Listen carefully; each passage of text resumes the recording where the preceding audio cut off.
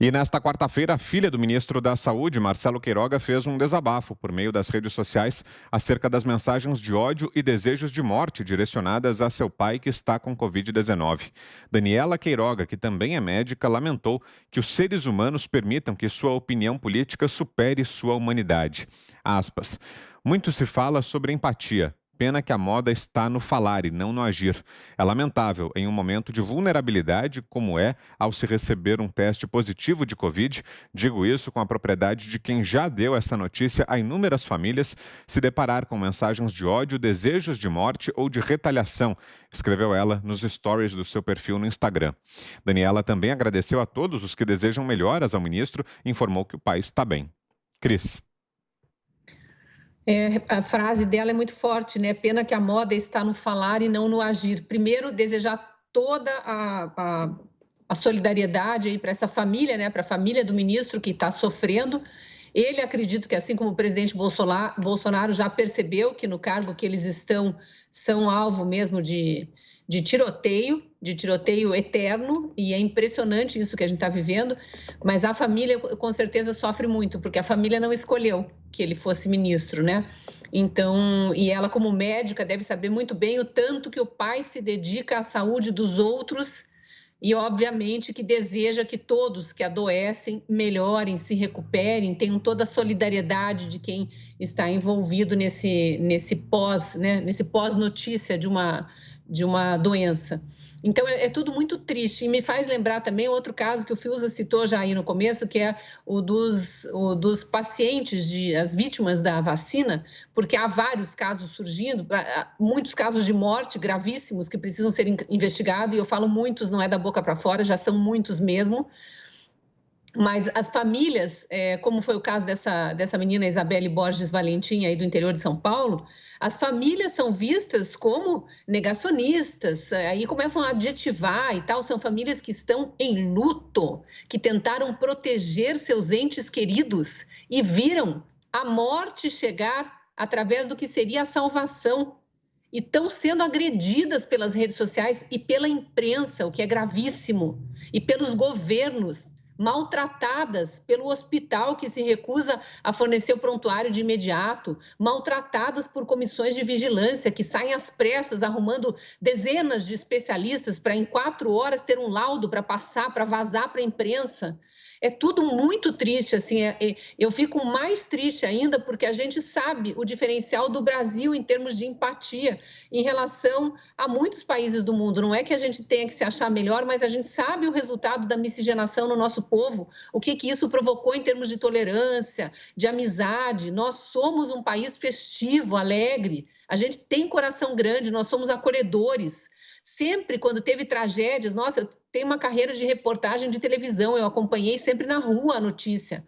Sempre quando houve tragédias, a mobilização é imediata para a doação de alimentos, de produtos de limpeza, quando há enchentes, é o exército ajudando e todo mundo fazendo, né, enfim, passando daqui para lá e daqui para lá, incêndios, aquelas cenas de balde sendo passado de um para o outro. Por que a gente não pode ter palavras de solidariedade? Palavras é o que é mais fácil de doar. Esses corações são tão cheios assim de ódio que não podem doar palavras de amor, palavras de cura, palavras de solidariedade. E são justamente os que cobram essas palavras do outro lado, né? Querem empatia, exigem igualdade, levantam um monte de bandeira, é um monte de reclamação o tempo todo, querem que o mundo olhe para eles, querem tudo de mão beijada e não conseguem mandar um beijo assim à distância para quem está precisando de apoio. Ministro e Daniela, né, que é a filha do ministro, toda a minha solidariedade a vocês. Desejo cura. Você, Fiuza, temos 2 minutos. Pegando dessa análise que a Cris fez, muito boa, eu queria dizer que esse arrastão, né, que esses mimetizadores de falsa ciência, vocês estão fazendo um serviço imundo contra as vacinas, né? Saibam disso com toda clareza. Talvez já saibam, né? Que o cinismo também está na moda, né? Estão fazendo um serviço imundo contra as vacinas. Porque tratar substâncias em desenvolvimento como panaceia, como poção mágica, ou é burrice ou é desonestidade. Então, tentam impedir, tentam espanar no debate, que é o debate científico. A ciência é feita da dúvida, a ciência é feita do empirismo, né? Então, nós temos aí diversas questões colocadas, como a Cris levantou aí, sobre reações adversas, né? Estou me referindo o tempo todo a isso, né? Porque a onda de ódio e tal, porque é o ministro do governo negacionista e tal, tudo tentando trazer uma mensagem de que são pessoas contra a ciência e contra a vacina. E essas pessoas, elas estão instrumentalizadas, elas estão instigadas por essa propaganda desonesta, né, de que tem realmente aí uma ala das pessoas que é anticientífica. Eu acho que nem existe mais no mundo isso.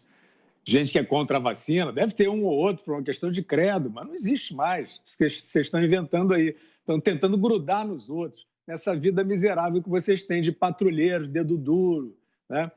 Pois bem, no caso da Isabelle Borges Valentim, de 16 anos, que morreu de infarto agudo do miocárdio 8 dias depois de se vacinar contra a Covid, nós percebemos a família preocupada com a investigação disso. E esta nota, a qual a Cris já se referiu, de autoridades de saúde de São Paulo e endossadas pela Anvisa, dizendo de maneira, no mínimo, bastante assodada de que não foi a vacina. Não foi a vacina que causou, não tem nenhuma relação de causalidade. Essas autoridades se arriscaram, porque eu conheço os prontuários hospitalares e há, no mínimo, várias dúvidas a serem investigadas. Eu não vou me alongar aqui nelas porque não vai dar tempo. Mas eu quero dizer que a mãe, essa mãe dilacerada, quer apenas que se investigue o máximo que se possa. E, como eu já relatei, tem checador do UOL, indo para cima dela. Mas qual é a sua versão? Pensem bem, pensem na desumanidade. O checador, o senhor da verdade, com um mandato que sei lá quem lhe conferiu, indo para cima, cercando, eu sei disso tudo, não adianta negar. Cercando, ligando, mandando mensagem para a mãe, para essa mãe sofrida, condoída, dilacerada. Qual é a sua versão? Então, nós saímos do terreno humano e hoje a deputada Janaína Pascoal fez um extenso pedido de informações às autoridades responsáveis por esse laudo sobre o acontecido com a Isabelle. E agora, os checadores vão para cima da deputada, cercar a deputada, vão para cima do Diário Oficial, vocês têm que ir para cima do Diário Oficial. Vocês têm que ir lá no Diário Oficial e dizer assim, que versão é essa?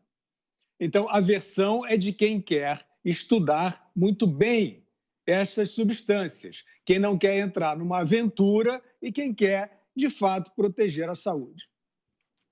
Diga, Augusto, 2 minutos. É só um breve complemento aqui. Já apareceu para socorrer o UOL e outros soldados, né, do documento que mostra que você está completamente imunizado, um estudo da Infotracker, plataforma de monitoramento da pandemia da USP e da Unesp, mostra que pessoas completamente vacinadas representaram somente 3,68% das mortes por Covid-19 que ocorreram no Brasil entre 28 de fevereiro e 27 de julho. Foi assim, por isso, explica o imunologista que conduziu o estudo. Não faz sentido culpar a vacina ou levantar a suspeita de que ela não funciona quando alguém completamente imunizado é infectado pelo coronavírus, como aconteceu com Queiroga.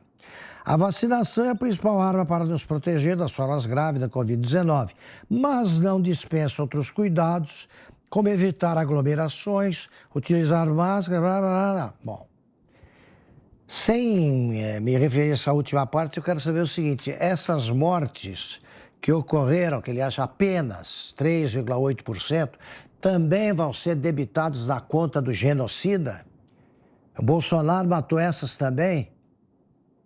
Com a palavra né, as bestas quadradas aí da CPI da Covid. Para fecharmos, 2 minutos. Olha, eu não vou esquecer tão cedo do que o plenário da CPI fez com o ministro-chefe da Controladoria Geral da União, né, Wagner Rosário. Sacrificaram o rapaz, tudo em nome deste ódio que eu detesto falar isso. Eu sei que é uma ironia, né? É ódio do bem. Não existe o ódio do bem, existe o ódio. E eu tenho dó de quem tem ódio, porque não sei quem inventou a história de que quando você odeia, o outro é que sofre. Isso nunca foi verdade. Quem odeia é o que sofre. É ele que fica engolindo aquele veneno. O outro não tem a menor consciência disso. Agora, eu entendo que alguns afeta, sim, afeta a família. Alguém desejar o pior para um ser humano. Que ele, no fundo, o ministro da Saúde, que alguns odeiam, que eu não considero isso ódio do bem, ódio é sempre do mal, né? Você está desejando o mal para ele, está fazendo mal para você. Eu fico impressionado com esse tipo de coisa. Isso não pode prosperar, né? Eu aproveito para apresentar aí a minha solidariedade ao ministro Marcelo Queiroga e, evidentemente, à família dele, né? Porque isso faz mal para a família, né? Porque o odiador de plantão, ele tem argumentos, ele tem como lá os senadores com aquele veneno escorrendo nos cantos dos lábios, massacrando o Wagner Rosário, que teve que reagir. Eles queriam aquilo, querem espetáculo, né? Mas eu não chamo isso ódio do bem, é ódio do mal. Isso é maldade pura. O que aconteceu com o ministro Marcelo Queiroga pode acontecer com qualquer um, vacinado ou não, né? Existem casos em menor número, mas existem também de reincidência da Covid-19. Então é o seguinte, eu me recuso a unir a palavra ódio do bem, isso é ódio do mal mesmo. Eu sei que é uma ironia, mas isso vai contra quem tem a coragem de fazer esse tipo de publicação e atacar um médico, um ministro, né, que faz a sua família sofrer, exatamente porque ele foi para a linha de frente. Se ele fosse um desses que fica em casa, sem prestar trabalho, estaria lá no consultório dele ganhando dinheiro e longe dessa história de ficar viajando nessas condições. Isso aí é uma pessoa que realmente tem disponibilidade de prestar um serviço público e não mereceria esse tipo de reação.